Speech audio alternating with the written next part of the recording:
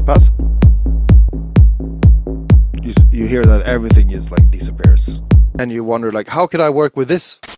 You found a bass preset or a bass sample that has such a nice timbre, but unfortunately it's lacking a little bit of warmth and thickness. Well, in today's video I want to show you an all-in-one free Ableton Live device that can overcharge your bass sound and bring it back to life.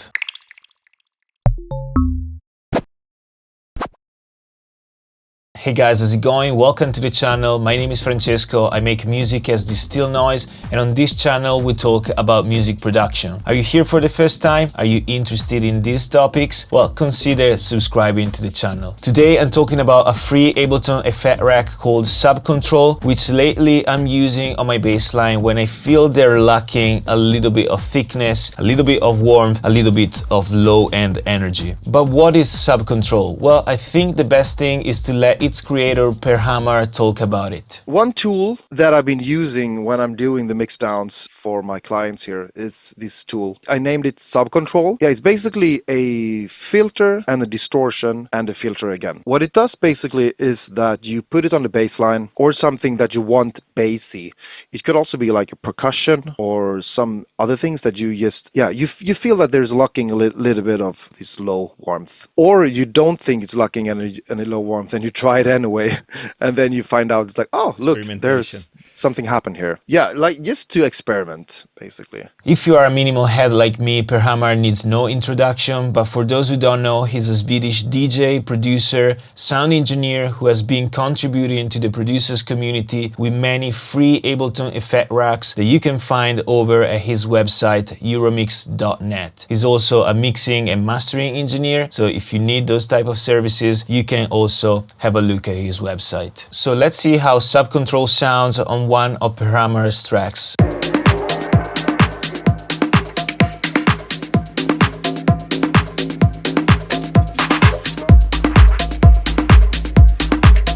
So the SubbControl is there, but it's not working right now. What I like to do is also to use the sidechain first.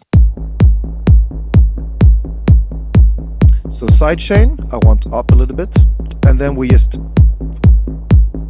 tap in a little bit of this low warmth, and I hope everyone can hear now. Oh yeah. You're starting to get this like, oh yeah, here's a break.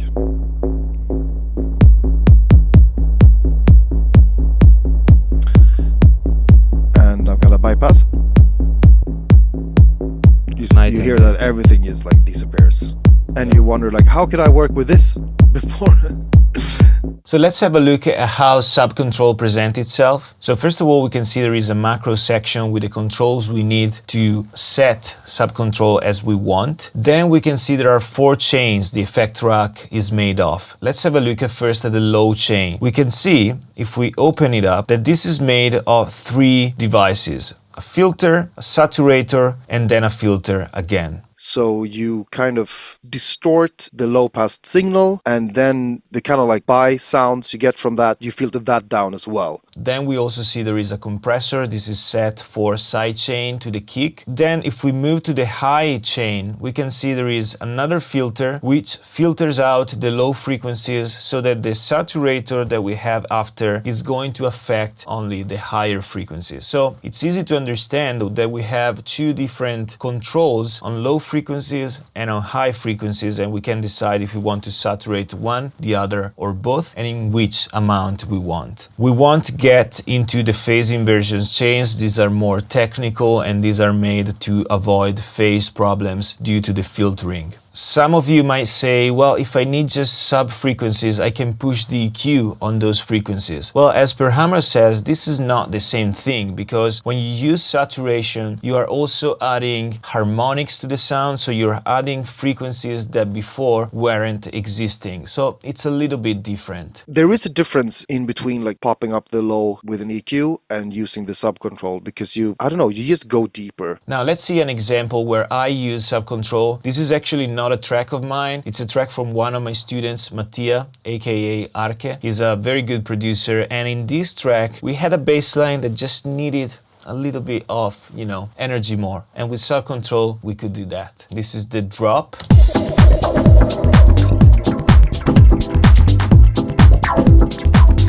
And so this is the bass line. And it's made with Analog Lab and specifically with the Minimoog emulation. When we first checked the bass line, this was sounding pretty good. We kind of liked it, but we wanted to try Subcontrol because actually we were hearing it was lacking a little bit of those fat subs. And so this is the bass line without Subcontrol. This is the bass line with Subcontrol.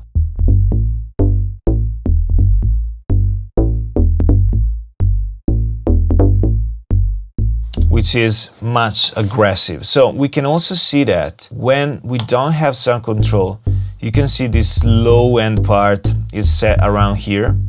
If we add this, you can see it goes up. And we can also reduce this. We don't need it. So now at this point, if I want, I could say, okay, I want still to cut a little bit of the super lows, and be careful with that. I will do it in linear phase. And so still be able to, you know, control the super lows because we don't want to go on the not audible frequencies. But still, if I switch on and off Euromix, Subcontrol, you will hear a big difference.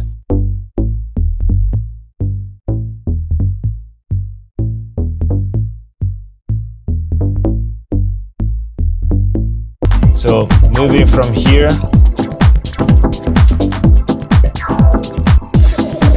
where the bass line is very audible. I mean, not the bass line because you hear the higher part, but you don't hear the subby part.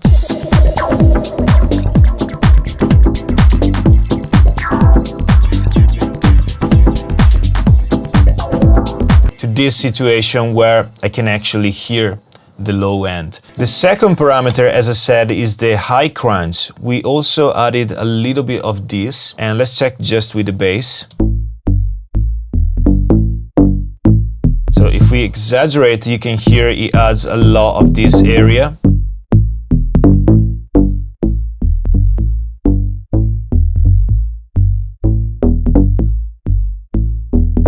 So it adds a little bit of presence to the bass line. Just keep in mind that this is saturation, so this is going to add harmonics. It's not just about taking the EQ and pushing this up. So it's slightly different. I mean, it's pretty different. There are other controls on the Subcontrol. Well, these are pretty straightforward. Low sidechain, so how much sidechain you want on the low end, because keep in mind that the sidechain is just on the low chain, so it's not going to affect the high chain. And this is another cool thing, because if you don't push down the high frequencies with the sidechain, you keep the high frequency presence even when the kick is playing. So it's different from sidechaining the whole frequency spectrum. So here you can decide how much of that sidechain you want. And then we have these two things. These are controlling the filter settings. So where is the filter cutting the lows and when is the filter cutting the highs. So these two controls should be used together, because when I have the high frequency at 0, it means I'm setting it at 100 Hertz. When I have all the way up, I'm setting it at 300 Hertz. When I have the low frequency at 0, it's set at 50 Hertz. All the way up, it moves to 200 Hertz. So I think you can experiment with that, but the most correct way, let's say, to use it is to set it as default. So this is set in the middle. It means it's set at 100 Hertz. This set to 0, so still at 100 Hertz. So the low cut happens where the high cut happens. So there are no like blind spots. Because if I set this to 300 Hertz and this to 50 Hertz, of course there will be the area from 50 to 300 which is no more there. So it can sound a little bit weird. So my suggestion is keep it as default. Or for example, you can decide, okay, I want to go to the middle, so to 200 with the high frequencies. And so I will also push this to 200. That's my advice. You can see if I set this, for example, in this way, it sounds a little bit weird because I'm missing this area of the frequency spectrum. So I'm I'm gonna keep it like this.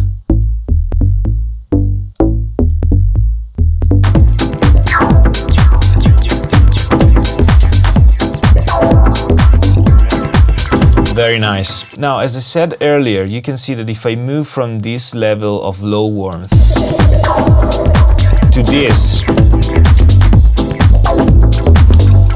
we move quickly from a mild effect and pleasant effect to an extreme bass enhancement, and this is not what we want. So as Per Hammar says, use this effect carefully. Yeah, since it's a quite aggressive tool, I mean, it can be. I like to have it early in the process.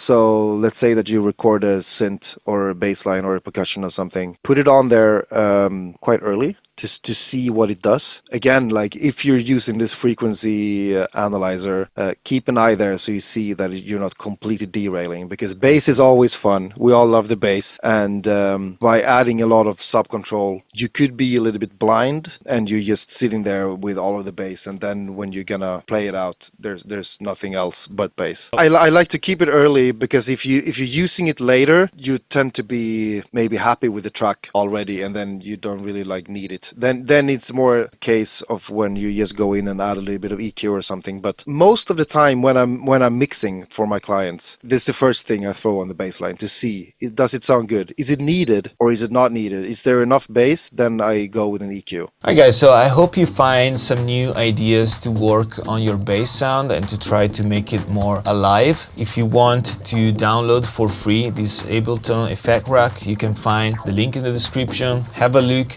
at all of the other effect racks that you find on euromix.net. Consider subscribing to the channel, giving a like, and I hope to see you soon.